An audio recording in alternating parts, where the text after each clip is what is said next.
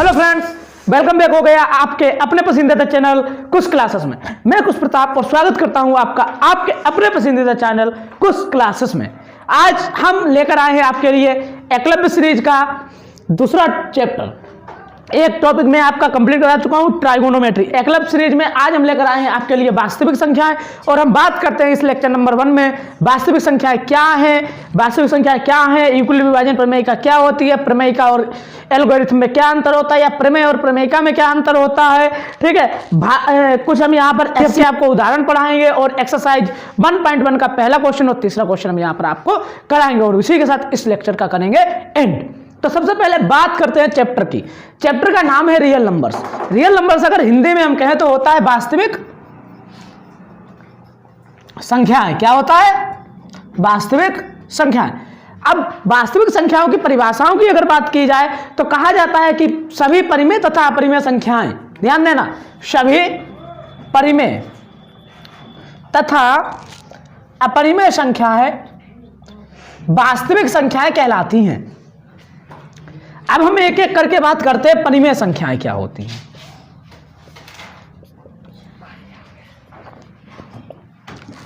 परिमेय संख्याएं वे संख्याएं होती हैं जिनको हम p/q के रूप में लिख सकते हैं तथा q क्या ना हो 0 के बराबर।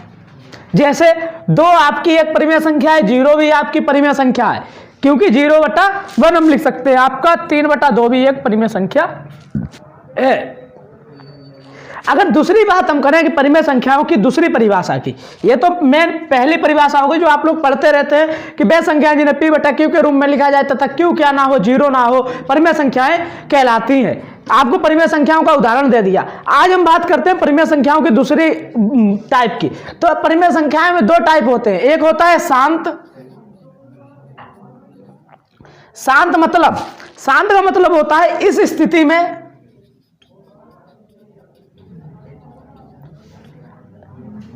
शेषफल 0 हो जाता है। जैसे आपका है 4/2, ये आपकी परिमेय संख्या है। 4/2 क्या है? आपकी परिमेय संख्या है। जैसे 2 को 4 से भाग देंगे, 2 दूना 4, शेषफल आपका क्या हो गया? 0 हो गया। ये आपकी क्या है? परिमेय संख्या है। ठीक है, इस स्थिति में क्या होता है? शेषफल आपका क्या हो जाता है? 0। लेकिन दूसरा आपका होता है अशांत। शांत बैठो, शांत कहते हैं अशांत, ध्यान दो केवल टॉपिक पर। अशांत आपका क्या होता है? अशांत। इस स्थिति में क्या होता है? आपका शेषफल की पुनरावृत्ति होती है।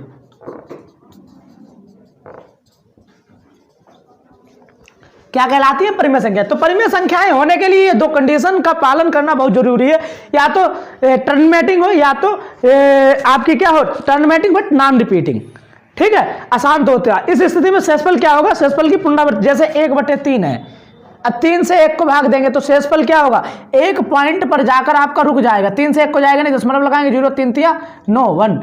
ठीक है, तो शेषफल की पुनरावृत्ति होती है। इसमें क्या होता है? शेषफल की पुनरावृत्ति होती है, लगातार पुनरावृत्ति होती है। लेकिन अपरिमेय क्या होती है? बात करते हैं अपरिमेय संख्याओं की,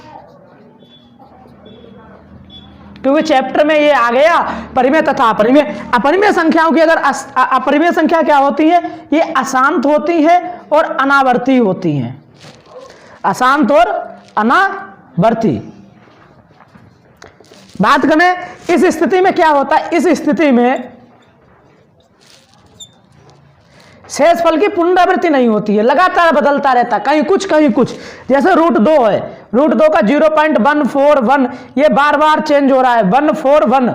ठीक है, जैसे √3 है, क्या है? ये भी अपरिमेय संख्या है, 1.372, यानी कि दशमलव के बाद इसकी क्या हो रही है? मतलब कि अलग अलग हो रहा है। तो ये क्या हो गई? आपकी अपरिमेय संख्याएं होंगी। तो आपको समझ में आ गया होगा परिमेय क्या होती हैं और आपकी अपरिमेय संख्याएं क्या होती हैं। अब हम बात करते हैं यूक्लिड विभाजन प्रमेयिका के बारे में, कि यूक्लिड विभाजन प्रमेयिका आपकी क्या होती है और कहां से आई। सबसे पहले उस चीज के बारे में हम बात करेंगे।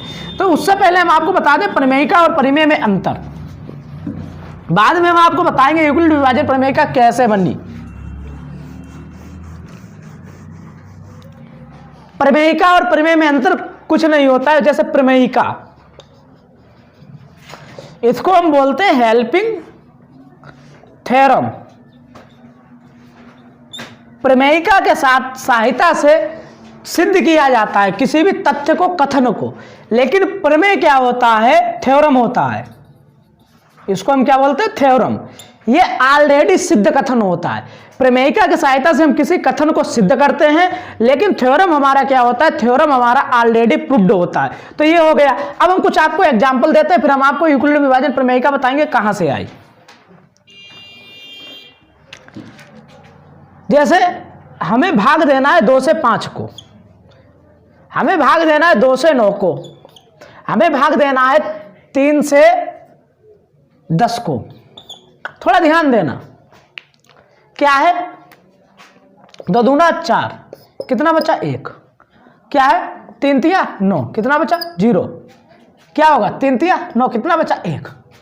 यहां पे एक चीज आप सीखिए, जिससे भाग देते हैं वे आपका क्या होता है बच्चों? भाजक। जिससे भाग देते हैं वे आपका भाजक होता है, जिसको देते हैं वे क्या आपका होता है, और जो मिलता है वे क्या होता है? भागफल। और जो यहां बचता है वो आपका क्या होता है? शेषफल। ये चीज हमने आपको 3 उदाहरण क्यों कराई, अभी हम आपको रिफ्लेक्ट मतलब कि अभी कुछ समझाएंगे तो बैक में हम आपको समझा देंगे कि क्यों ये 3 होते हैं। ठीक है, तो शेषफल क्या होता है? आप लोगों ने पढ़ रखा है छोटी क्लासों में, भाज्य बराबर भाजक गुणे भागफल प्लस शेषफल। अगर आप क्या करें, ए से बी को भाग दें और क्यू और आर आपको मिल जाए, तब आप क्या करेंगे? आपका क्या होगा? बी बराबर ए क्यू प्लस आर, यही होगा। और यही आपका क्या होता है? यूक्लिड में ने कहा, यही आपकी क्या दी? प्रमेयिका दी। क्या कहा? ए बराबर बी क्यू, बी बराबर ए क्यू प्लस आर। अभी हम इस पर डीपली बात करते हैं, थोड़ा देखते हैं। ठीक है,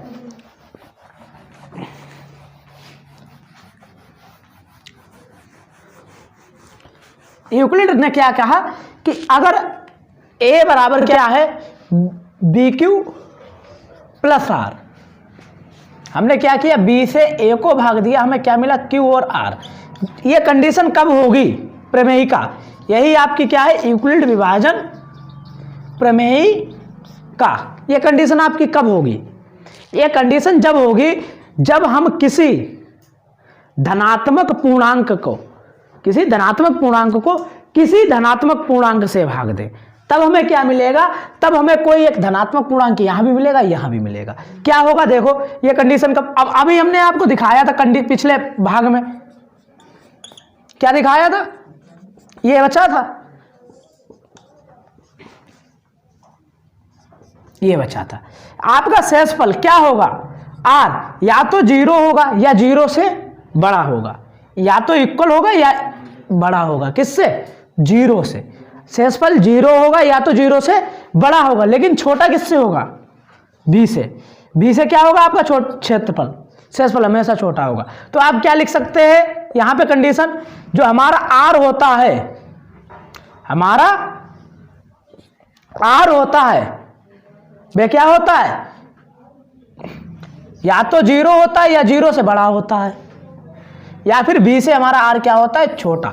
तो ये आपकी हो गई यूक्लिड विभाजन प्रमेयिका।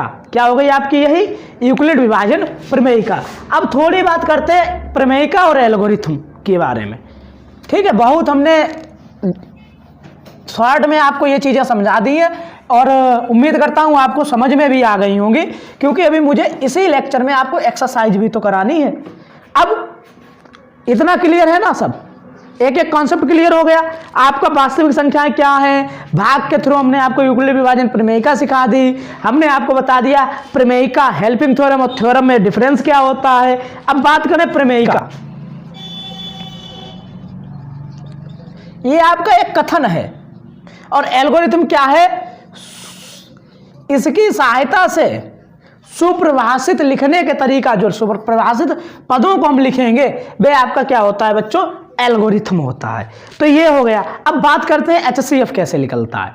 जब कोई 2 हमें धनात्मक पूर्णांक दिए गए हो और उनका हमें HCF निकालना हो, जब हमें 2 धनात्मक पूर्णांक दिए गए और उनका हमें क्या निकालना है? HCF। जैसे मान लीजिए हमें दिया गया है 2 और 4 ये 2 धनात्मक पूर्णांक दिए हैं और इनका हमें HCF निकालना है। अभी हम एक्सरसाइज के भी क्वेश्चन लेंगे, एक मैंने मान लिया। तो सबसे पहले हमें चेक करना है कि इन दोनों संख्याओं में छोटी संख्या कौन सी है। 2 क्या है? छोटा है। 2 क्या है आपका? छोटा है। और 4 क्या है? बड़ा। तो इस प्रकार से लिखेंगे। अब हम जो छोटी होगी उससे हम क्या करेंगे? भाग देंगे। जो संख्या छोटी होगी उससे हम क्या करेंगे? भाग देंगे। जो संख्या छोटी होगी उससे हम क्या करेंगे? भाग देंगे। तो 2 दूना 4 0, यानी कि इसका HCF बच्चों क्या है? जो हमें 0 दे दे, क्या दे? 0, भाई आपका क्या होगा? HCF होगा। इसने पहले ही स्टेप में 0 दे दिया तो हमारा HCF क्या हो गया? 2। अगर ये पहले स्टेप में हमें 0 ना देता तब हम क्या करते? तब हम यहां देखते, जैसे मान लिया यहां पे 1 आता, क्या आता? मान लो 1 आता, फिर हम क्या करते? जो भाजक था हमारा वो भाज्य बन जाता। हमारा जो भाजक था वो क्या बन जाता? भाज्य। और स्टेप देते, जब तक 0 ना मिलता तब तक हम भाजक को भाज्य बनाते रहते और भाग करते रहते और हमारा शेषफल क्या मिल जाता? जब हमें 0 मिल जाता वहीं पे हमारा स्टेप खत्म हो जाता और हमारा क्या हो जाता? HCF फाइंड हो जाता। हाँ, तो देखिए एक्सरसाइज 1.1 HCF निकालना है। निम्नलिखित संख्याओं को HCF ज्ञात कीजिए यूक्लिड विभाजन एल्गोरिथम की सहायता से। आपको क्वेश्चन दिया गया है। पहला क्वेश्चन जो आपका है 135 और 225 का आपको HCF निकालना है। अब 135 और 225 में हम आपको बता चुके हैं, सोल्यूशन कीजिए अब इसका भाई कि छोटा कौन सा है। तो 135 छोटा है, 225 बड़ा है। तो जो छोटा होता है उसी से हम क्या करते हैं? भाग देते हैं। 135 से 225 को भाग देंगे, कितनी बार जाएगा बच्चों? 1 बार जाएगा। 1 बार जाएगा तो यहाँ 135 बचेगा और यहाँ क्या बचेगा आपका? 90। अभी जो 90 शेषफल था इसे बना लेंगे भाजक। जो शेषफल होता था उसे भाजक, जो भाजक है उसे क्या बना लेंगे? भाज्य। अब 1 बार फिर से जाएगा। अब क्या बचा आपका? 45। क्या बचा? 45 आपका बचा। अब हम क्या करेंगे कि 90 इधर आ जाएगा तो 45 दूना 90 और 45 ने हमें क्या दे दिया? 0। शेषफल क्या दे दिया? 0। और हमने आप लोगों से बोला था जो हमें शेषफल 0 देगा वही आपका क्या होगा? HCF। तो देखिए क्या किया हमने, बोर्ड में ऐसे कर देना, आपको पूरे नंबर मिलेंगे। यूक्लिड ये शो कर देना और ये पूरी बात लिख देना। यूक्लिड विभाजन एल्गोरिथम से पहले में 3 खंड है, 2 कराएंगे, 1 घर के लिए दे देंगे, तीसरा वाला आप लोग खुद कर लेना, ठीक है। तो यूक्लिड विभाजन एल्गोरिथम से पहला देखिए स्टेप क्या था? 225 बराबर क्या था? 135 मल्टीप्लाई बाई 1 भाज्य बराबर भाजक गुणे भागफल प्लस शेषफल। क्या शेषफल 0 था? नहीं था। दूसरा फिर से भाज्य बराबर भाजक गुणे भागफल प्लस शेषफल। क्या शेषफल 0 था? नहीं था। तीसरा स्टेप भाज्य बराबर भाजक गुणे भागफल प्लस शेषफल। क्या शेषफल 0 था? हाँ है। हमारे शेषफल क्या मिल गया? शेषफल 0। अतः HCF ऑफ किसका? 135 और 225 का कितना होगा बच्चा लोग? 45। तो समझ में आ गया होगा।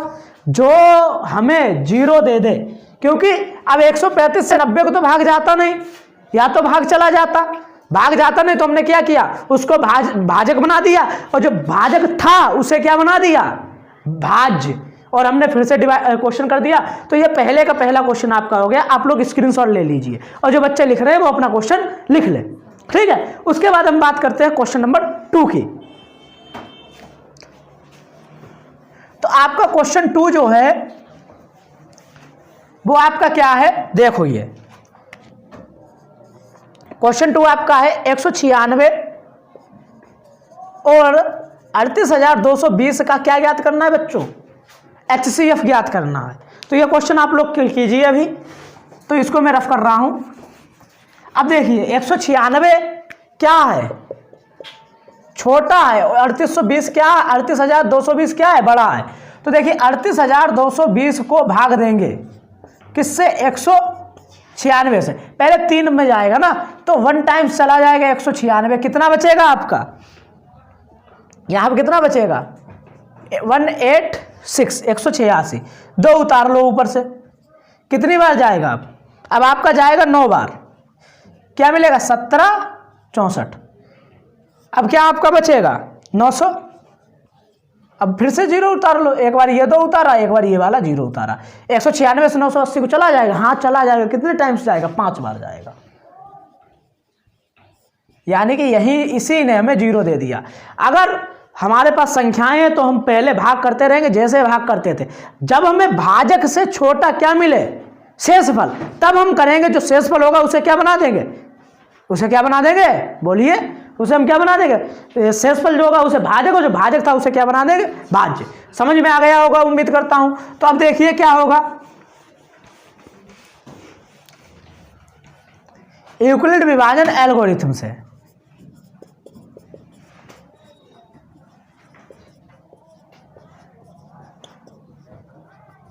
क्या है, यूक्लिड विभाजन एल्गोरिथम से क्या किया, 3820 को 196 मल्टीप्लाई बाई 195 प्लस 0, एक ही स्टेप में हो गया। आर क्या है, 0, अतः HCF आपका कितना आया, इंपॉर्टेंट क्वेश्चन है, आ जाएगा बोर्ड में।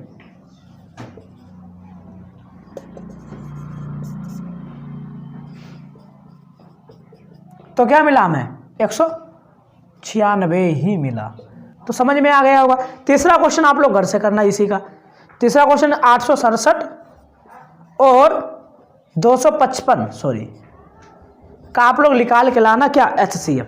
अब इस क्वेश्चन के बाद हम बात करते हैं क्वेश्चन नंबर 3 की।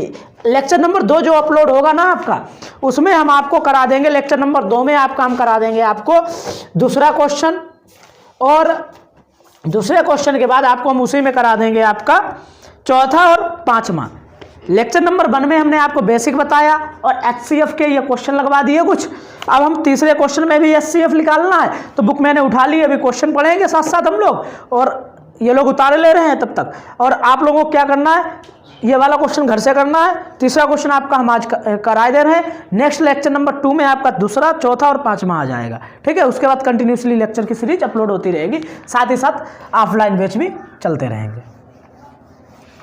अब तीसरा क्वेश्चन आप लोगों को कह रहा है, देखिए, किसी परेड में 616 सदस्य हैं, किसी परेड में 616 सदस्यों वाली एक सेना आर्मी की टुकड़ी को 32 सदस्यों वाले एक आर्मी बैंड के पीछे मार्च करना है।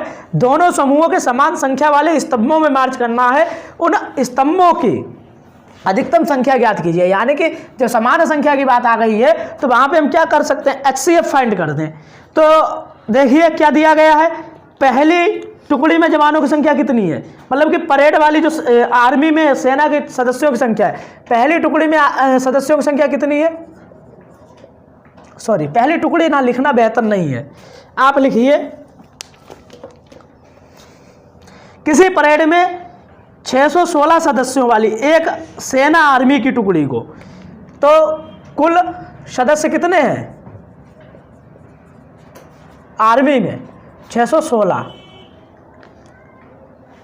32 सदस्यों वाली टुकड़ी। तो दूसरी जो टुकड़ी है, टुकड़ी कितने सदस्यों की है, 32, कितने सदस्यों की है, 32 सदस्यों की। या आप ऐसे भी लिख सकते हैं, पहली टुकड़ी में कुल सदस्य 616 और दूसरी टुकड़ी में, NCERT बुक का तीसरा क्वेश्चन है, दूसरी टुकड़ी में कुल सदस्य कितने हैं, 32। इतना समझ में आ गया। पहली टुकड़ी में कुल सदस्य 616, दूसरी टुकड़ी में कुल सदस्य कितने हैं, 32। अब स्तंभों की अधिकतम संख्या में ज्ञात करनी है। क्या ज्ञात करना है, स्तंभों की अधिकतम संख्या क्या होगी, HCF ऑफ किसका, 616 और 32 का क्या निकाल दें, इसका हम मासा निकाल दें भाई, तो स्तंभों की अधिकतम संख्या होगी ना। अब क्या करेंगे हम, इनमें चेक करो, 32 छोटा है, 616 बड़ा है, 616 इधर लिखिए और 32 से भाग दीजिए और निकाल दीजिए, क्या होगा, 1 टाइम जाएगा, 31 कितना बचा, 0, 3, ठीक है। अब सॉरी हाँ 0 और 3, अब क्या करोगे आप, 6, अब आपका कितने बार जाएगा, 9 बार जाएगा, 9 दूनी 18 हासिल लगा 1, 9 दूनी 18 हासिल लगा 1, 9 3 27 और 1 28, 288, ठीक है। अब 306 में से 288 घटाओ तो 16 में से 8 गया, 16 में से 8 गया, कितना बचा 8, और 9 इधर बचा 9, 9 में से 8 गया 1,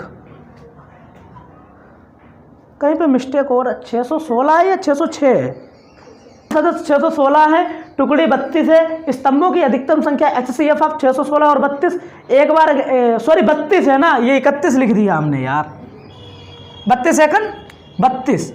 अब यहाँ घटाइए आप, तो कितना बचेगा आपका? 11 में से 2 गया 9 और इधर 2, अब इधर कितना? 6। सही है, ठीक है। थोड़ा मिस्टेक हो गया था गाइस, ध्यान दे देना, क्यों 32 था, 32 सेकंड 32, हमने 31 लिख दिया था, इसी वजह से थोड़ा मिस्टेक हो गया, आप लोग ध्यान देना, सही कर लेना, ठीक है। अब क्या, यहाँ पे 8 बचा, अब 8 बचा, 8 32 से छोटा है, 8 क्या है? 32 से छोटा, इसीलिए अब 8 से 32 को भाग देंगे, 8 चक्कू 32, ये हमें क्या दे रहा है? 0। तो देखिए क्या हुआ, यहाँ पे हमने क्या लगाया? यूक्लिड, क्या लगाई? यूक्लिड। यूक्लिड विभाजन एल्गोरिथम लिख दो, या यूक्लिड विभाजन प्रमेयिका से क्या होगा? पहले क्या हुआ? 616 32 गुणे 19, पहला स्टेप यही तो हुआ, प्लस कितना बचा? 8। दूसरा स्टेप क्या हुआ? थोड़ा राइटिंग गड़बड़ है, समझ लेना, मैं बोल रहा हूँ, फिर से क्वेश्चन को समझा दूंगा, ठीक है। अब क्या होगा? 32 बराबर क्या होगा? 8 गुणे 4, शेषफल कितना है? 0। आर हमारा कितना है? 0। आर 0 हो गया, यहाँ आर हमारा 0 नहीं था, यहाँ आर हमारा 0 हो गया, अतः HCF ऑफ 616 और 32 कितना हो गया? 8। अतः स्तंभों की अधिकतम संख्या बराबर कितनी होगी? 8 होगी, ठीक है। तो देखिए, कोई आर्मी में कुल सदस्यों की संख्या, एक टुकड़ी जो थी उसमें 616 थी, कितनी थी? 616। अब हमें क्या करना था? दूसरी टुकड़ी में 32 सदस्यों की संख्या थी, स्तंभों की अधिकतम संख्या हमें ज्ञात करनी थी। स्तंभों की हमें अधिकतम संख्या, वो इंक उठा के रख लो, स्तंभों की अधिकतम संख्या हमें ज्ञात करनी थी। स्तंभों की अधिकतम संख्या क्या होगी? HCF ऑफ 616 और 32 का HCF निकाल दे, तो हमने उसका HCF निकाल दिया। HCF निकाला तो हमारा कितना आया? 8। 8 ने हमें क्या दिया? 0 दिया।